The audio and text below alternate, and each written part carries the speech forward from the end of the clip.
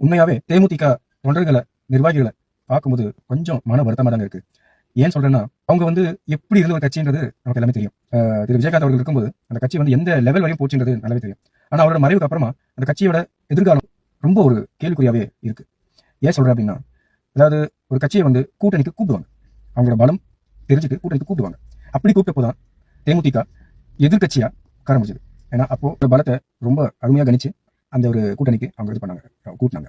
ஆனா இப்போ இருக்கிற நிலைமையை பார்க்கும்போது தேமுதிக வந்து ஒரு ஒரு கட்சிக்கிட்டையும் போயிட்டு கூட்டணிக்கு பேரம் பேசுறது அது வந்து ரொம்ப வெளிப்படையாவே தெரியுது. எவ்வளவுதான் அந்த தேமுதிகவோட பொதுச் செயலாளர் நாங்க வந்து கூட்டணியை வந்து முடிவு பண்ணிட்டோம், நாங்க சரியான நேரத்தை காத்துட்டு இருக்கோம் சொல்லும்போது அது ரொம்ப அப்பட்டமா தெரியலையா? இது வந்து முடிவுபடாத கூட்டணி, அப்புறமா ஏதோ ஒரு விஷயத்துக்காக எதிர்பார்க்கிற கூட்டணி அப்படின்னு சொல்லிட்டு ஒரு விஷயம் நம்ம நல்லா தெரிஞ்சுக்கணும். அதாவது இவங்க தொண்டர்கள் அவங்க வந்து உண்மையாவே அலக்கழிக்கிற மாதிரி தான் தெரியுது. அதனால நான் வந்து ரொம்ப ஒரு ரொம்ப நாள் அப்படி பார்த்துட்டு இருக்கிறதால எனக்கு தோணுதோன்னு தெரியல. உங்களுக்கு என்ன தோணுது நீங்க கமெண்ட் சொல்லுங்க.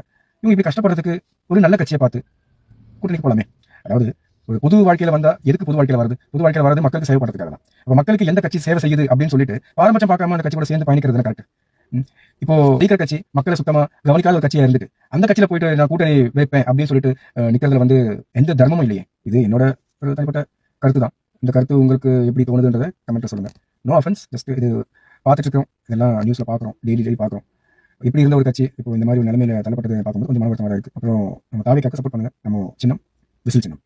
நான் சொன்ன இந்த விஷயம் உங்களுக்கு பிடிச்சிருந்ததுன்னா ஒரு லைக் போட்டுங்க. அப்படின்னு சப்போர்ட் பண்ண நினைச்சீங்கன்னா ஃபாலோ பண்ணுங்க. தேங்க்யூ.